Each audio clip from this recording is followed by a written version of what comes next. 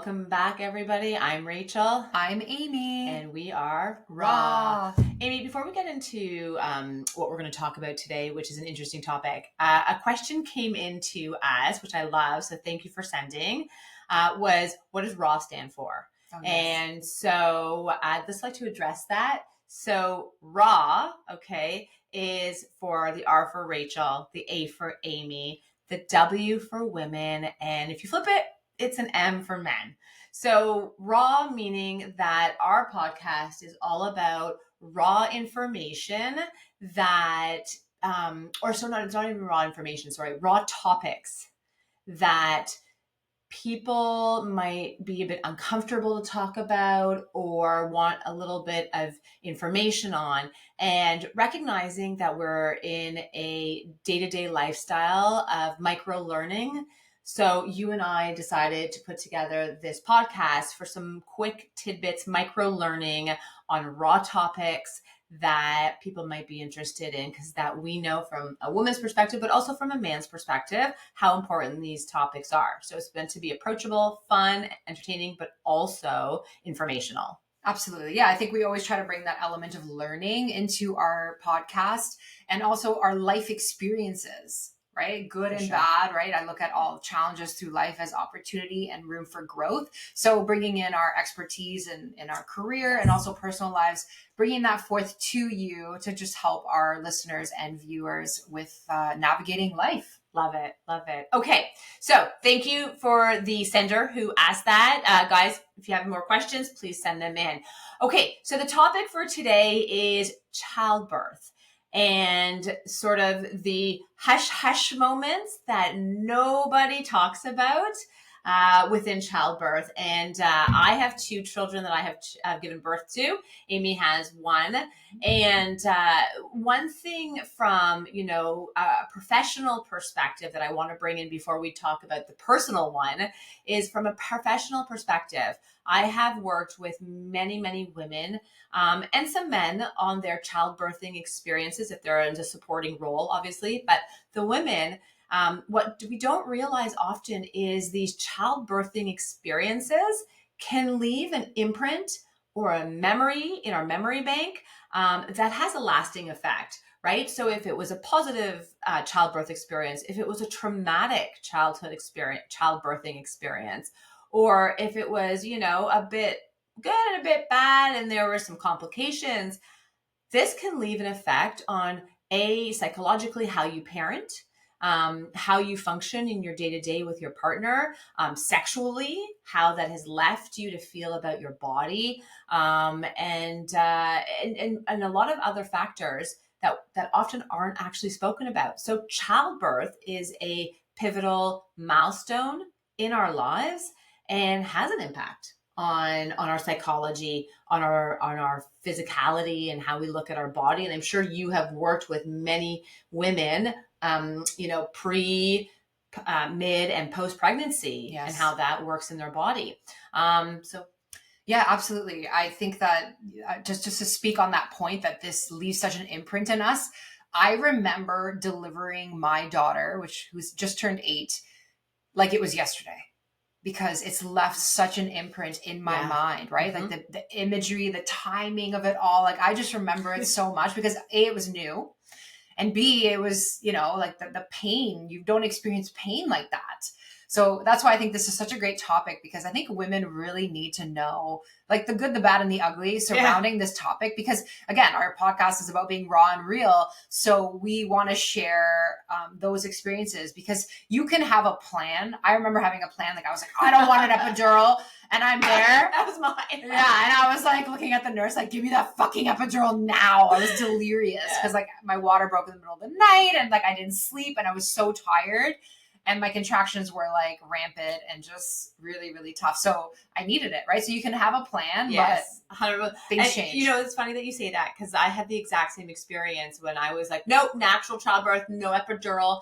And I remember getting to the hospital and the pain from the contractions were so bad that someone in my immediate circle got on the phone with me, knows me to a T, and said, Rachel, you do not need to be superwoman. and I let all my guard down, Mhm. and I'm like, epidural. And to say that that moment of not having to be superwoman has carried me through so many other life situations where I'm like, oh my God, I need to do, and then I'm like, no, you know what? I don't need to be superwoman. So that was an impactful moment. Mhm. But there's so many things to childbirth, right? There's conceiving, okay, which is a bucket in itself. Then there's the pregnancy, right? And then there's the delivery and birth, and then there's the aftermath, is what I call it, after we give birth, right? And whether you had a C-section or vaginal, right? There are so many different situations that can come into play. There's so many different variables. And so how do we work through all of that? And to your point, you can set up a plan, come hell or high water, baby fucks that shit up. So like true. You're not gonna have a plan. Yeah, it's so true. I think that if we start kind of from the early stages, and we'll kind of work into labor and like what happens afterwards. But I think that a key takeaway when you are trying to conceive is to stay calm and not be stressed out, because a lot of women these days are having trouble conceiving, and you got to wonder like what is going into our foods, what are we putting into our bodies, our hormones are out of whack. So I think trying to manage stress is such a simple, but it carries so much power and weight, that I think that is a good start, right? Especially when you're having sex and you're trying to conceive, right? Just be in the moment. Don't be like, oh yeah, I want to make a baby tonight. Like, just be in the moment, relax, be present, surrender in the moment. And I think that goes a long way in conceiving. And actually, that's an excellent point. And this point actually transcends itself to both men and women. So in my practice, I work with a lot of men who actually get, erectile dysfunction during conceiving periods because of the pressure that takes place.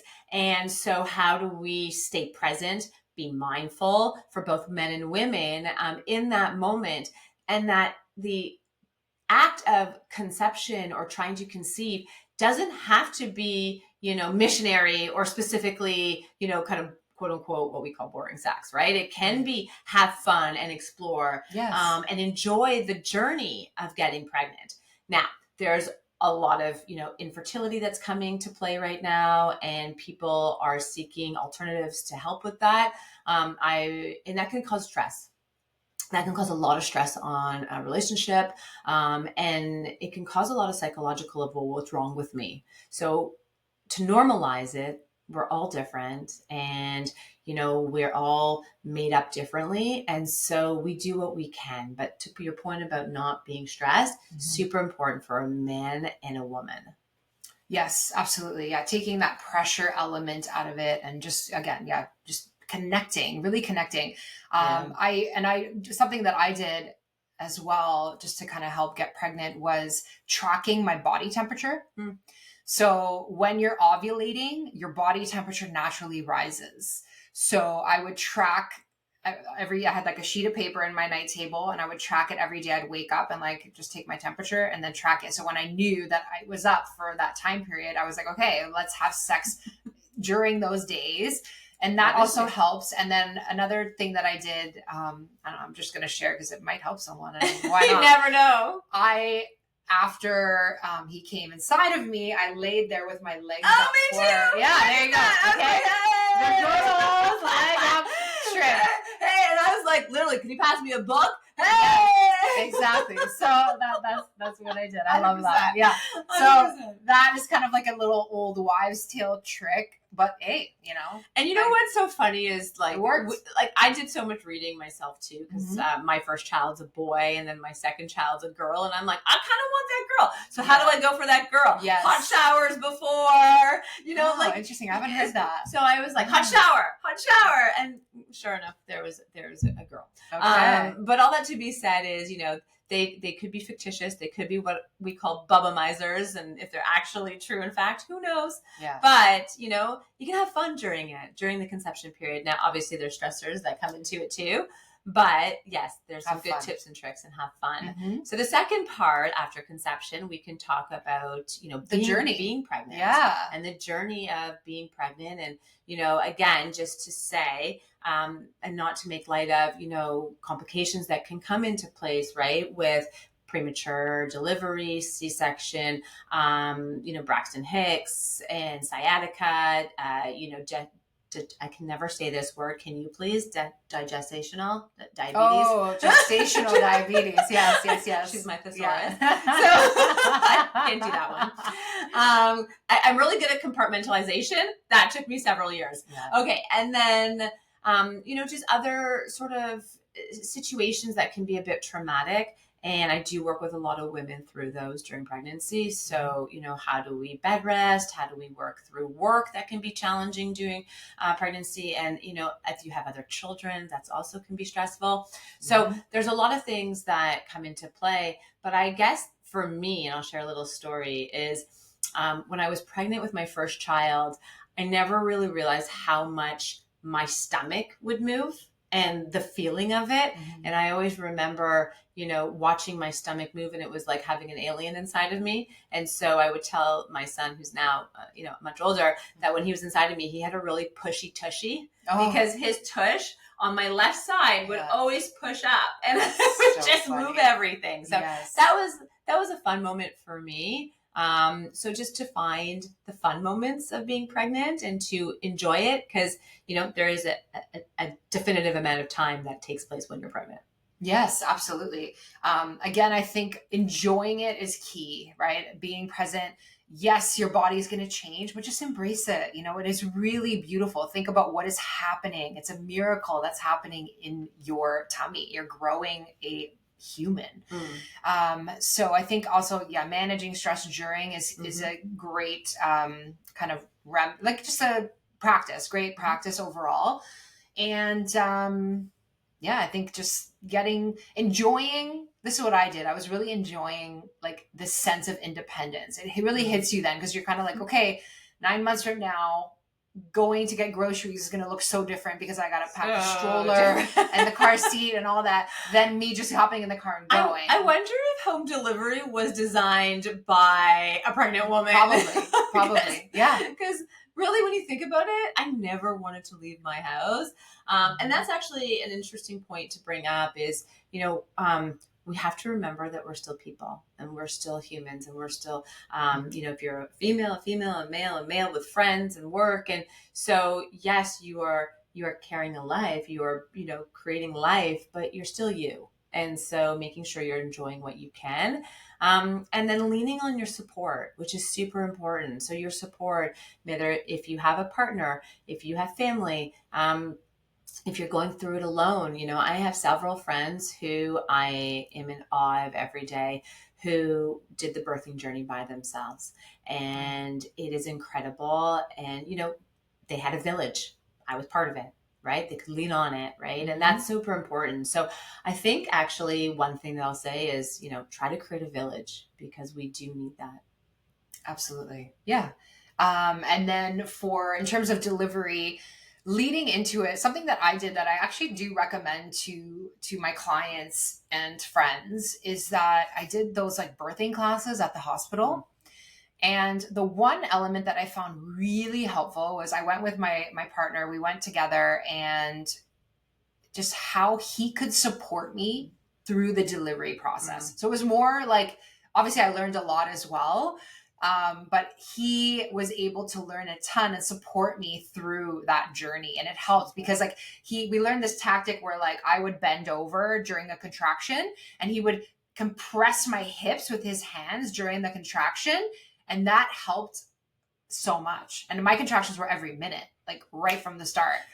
And also really good sex and fingering goes a long way. During pregnancy. During childbirth. Seriously, allowing your body to relax and having some pleasure moments, super, super important. Okay. Because again, you're human, the body needs what it needs, but there are ways to have intercourse and to be fingered so that, your body's relaxed for the birthing. All right. I didn't know that one, but thank you for the share. So in terms of the actual day of delivery, I think it's a good opportunity to bring in our personal experiences and how you remember that day. Like for me, labor, an entire 24 hours from the time I started having contractions. I remember going to the hospital. I was in the assessment room and they were like, "You're not ready yet. In 2 hours, you're going to be ready." And I had strep B, which is very common for women. So that just means that I had to go right away. Once my water broke, I had to get on antibiotics. So I went home. Okay. 2 hours to the minute my water breaks. Wow. It was insane. So again, get back to the hospital and it was tough. Like I just remember like having my contractions.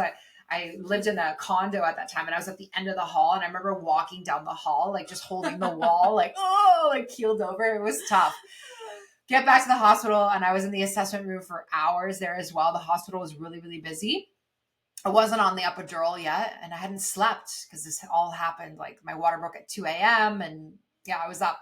So by the time I got to my room and settled, I think that was at 11 a.m. I had the epidural and I just wanted to sleep.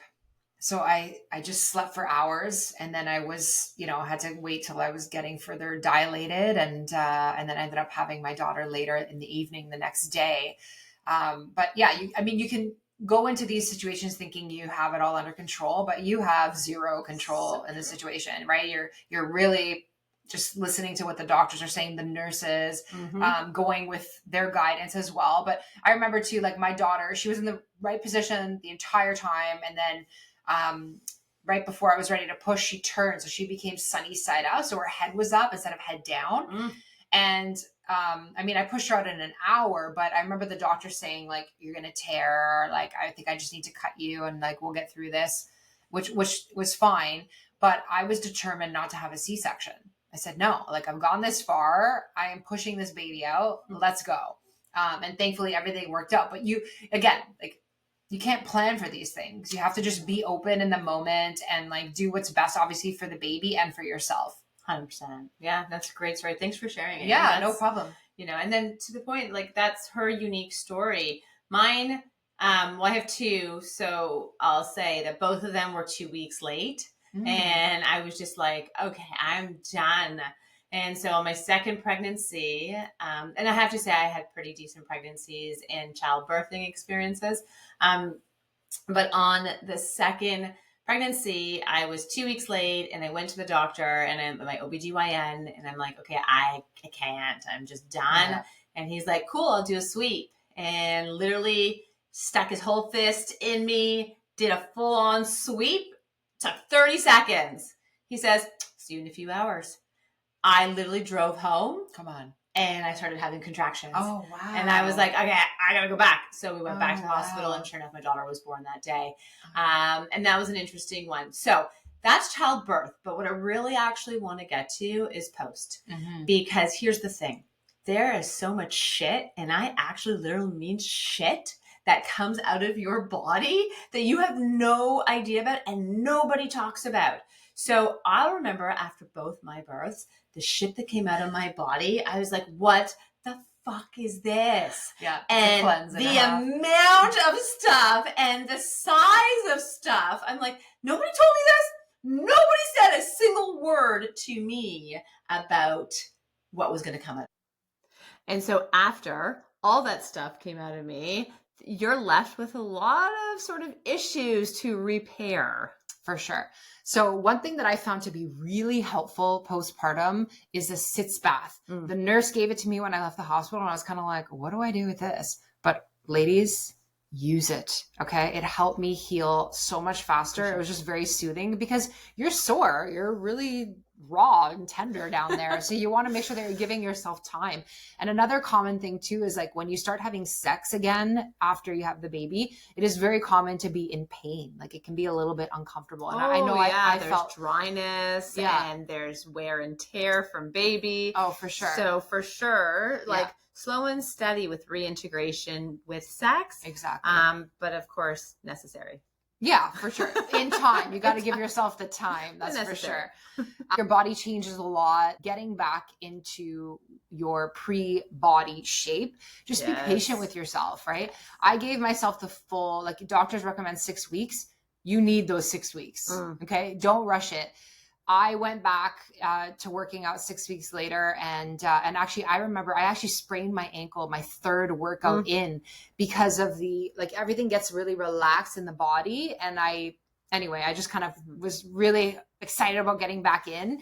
And because I work out a lot, I'm very frequent and steady with my activity. So anyway, it's fine. I still managed to work out. I remember doing like the Stairmaster and with the sprained ankle, but I was like, I'm going to do this.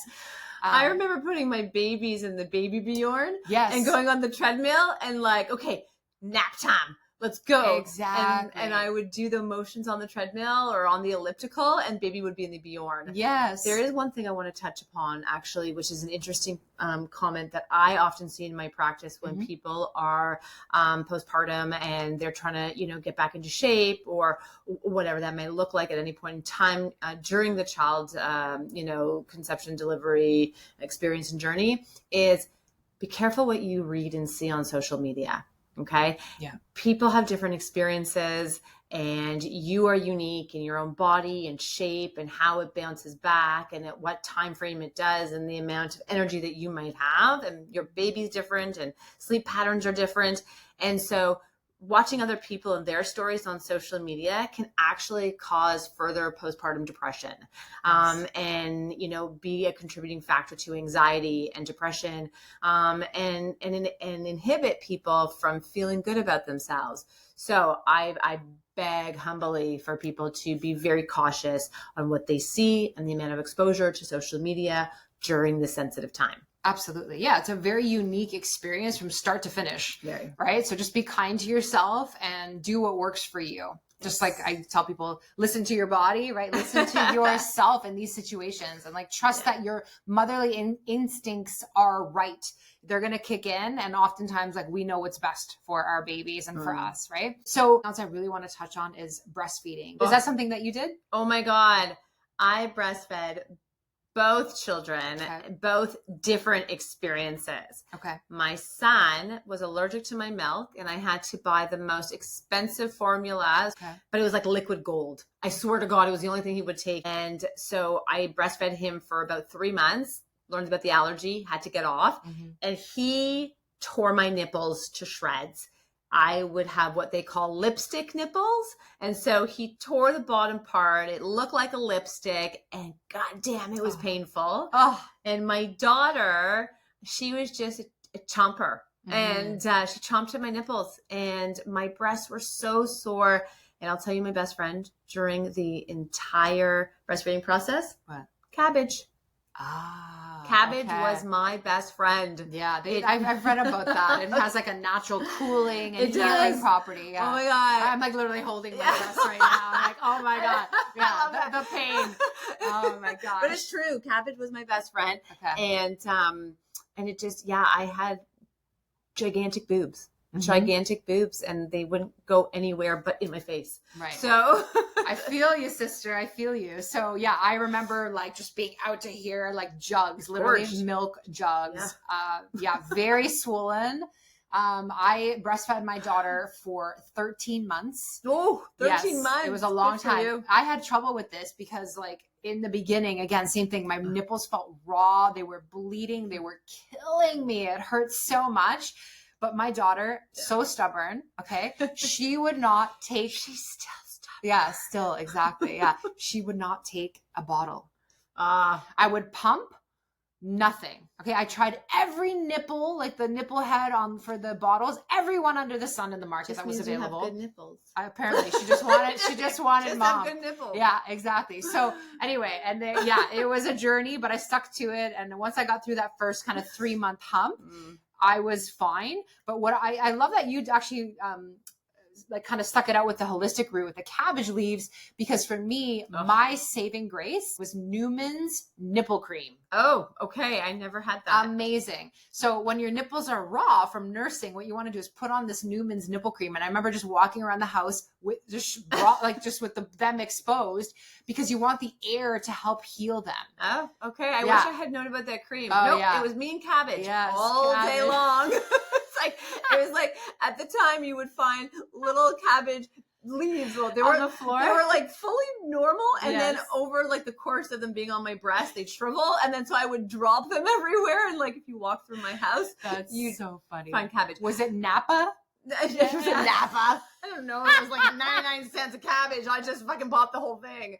But here's the thing. You know, there is no shame in not being able to breastfeed. And I want to note that, right? That, you know what, it doesn't work for all, and it's not meant for all. And so if you choose not to breastfeed, that is okay. Yeah, and absolutely. if you can't breastfeed because biologically something is taking place, you can't produce enough milk, baby's not latching, that is okay. Yeah, for sure. Right? The formulas have come such a long way. There's so many great products out there. That's the thing is, you know, if you can breastfeed and that's your choice, yeah, great. And if you can't, that's great too. Yeah, for sure. I mean, with the nursing, I wanted to obviously give it an honest shot. And I did. And there were many times I was like, I can't do this. I wanted to quit, but I'm like, my baby isn't taking a bottle. How is she going to be feeding? How is she going to eat? Yeah. So then it was kind of like, I was caught in this like rock and hard place. And I was like, okay, like I need to just keep going. And I did. It's so true. But I remember when I was trying to breastfeed for the first few times and I couldn't get the baby to latch. I remember just the nurse and the doctor and my partner, everyone's grabbing my boobs and squeezing. And I'm like, oh my God, what is happening? Yeah. Why are my breasts being like literally manhandled from so many different people? That's what, so you kind of, that's kind of, I think, normal in the whole birthing world, right? Because you're just like there, legs open. How many people are looking at your vagina? You're pushing out this kid. Like, it was just like, whatever. Okay, to finish this episode with, that's actually the funny. I gave birth at a teaching hospital. And so incoming is my legs spread wide open. My gynecologist is ready to deliver. And in walks 3 learning students who are like all green and super excited. And they all look at me and they're like, can we put our fingers up? And I'm like, no, no, I respect teaching hospitals. I do not want 6 other fingers going up my vagina. Yeah, exactly. Absolutely not. We want something coming out of there. Nothing going in there right now. So they all stood, watched my birthing. We had a conversation about the do's and the don'ts during, but I had to have my boundary about only one set of hands going. For sure. For sure. Yeah. Alrighty. Well, I think we can wrap things up for today. I hope that was helpful. If you have any questions on this topic, message us. We can touch on it in a future episode. And we appreciate you being here. Thank you for joining. Thank you.